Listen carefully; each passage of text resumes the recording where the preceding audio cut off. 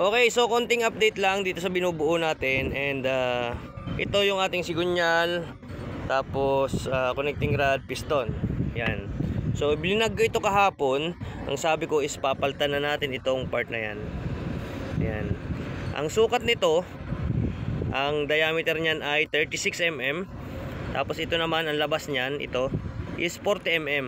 Yan. Ang type na yan ay bushing type. Yan yung kanyang nakalagay dyan. Bushing type yan. So kapag yan ang gamit mo, malakas ang dragging yan. Ibig sabihin, ang nagpapadulas lang sa kanya ay langis. Low speed ang ating lalagyanan ng sigunyal. Ngayon bumili ako nito. Syempre dalawa yan, partner. Yan. Bumili ako nito. Stick bearing mga kaibigan ang tawag dito. Yan. Yan mostly yung ginagamit sa mga pang industrial. Pero syempre may sukat yan. Hindi mag-focus yan. May sukat yan. So ito kasi ay ang inner diameter nito ay 36 mm. Tapos ito namang part na ito ay 40 mm. Yan, 40 mm yan. So itong nabili ko is 35.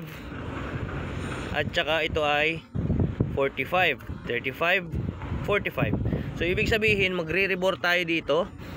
In a way nakakasya ito. Tapos babawasan natin ito ng tig 0.5 ang magkabila para pumasok ito. Yan. So tingnan natin mabuti. Yan, konting-konti lang yung ibabawas natin dyan.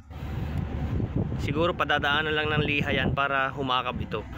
Pag okay na yan, dapat halos may saktong-sakto lang. Para largado ang kanyang takbo. Largado ang ikot ng ating tawag nito, ng ating sigunyal. Para largado. Yan, so magkabila yan, isa dyan at isa para hugot muna giliw.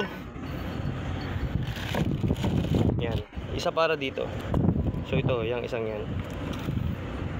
Nabigla ako sa presyo niya kasi ang isang piraso nito is 1,300. So nabili pa natin ito sa bearing center dito sa Maynila.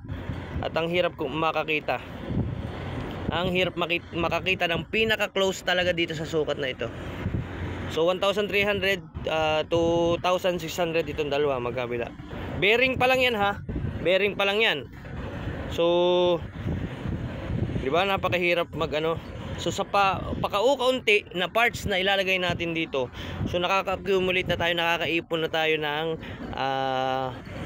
malaki-laking gastusan. Yan, malaki-laking gastusan. So anyway, yun lang. And sa Sabado, kita-kits tayo sa kay Española Machine Shop. So iparibor ko ito yun. Paribor ko yan. Tapos pabawasan ko itong parte na to. Yan, bawas yan, ribor yan, salpak ito.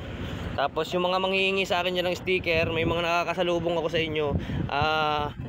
Magdadala tayo nan. Kasi nung mga nakaraan, may mga nagpapapicture sa akin, wala naman akong dalang sticker, pasensya na kayo. Tapos yun lang. And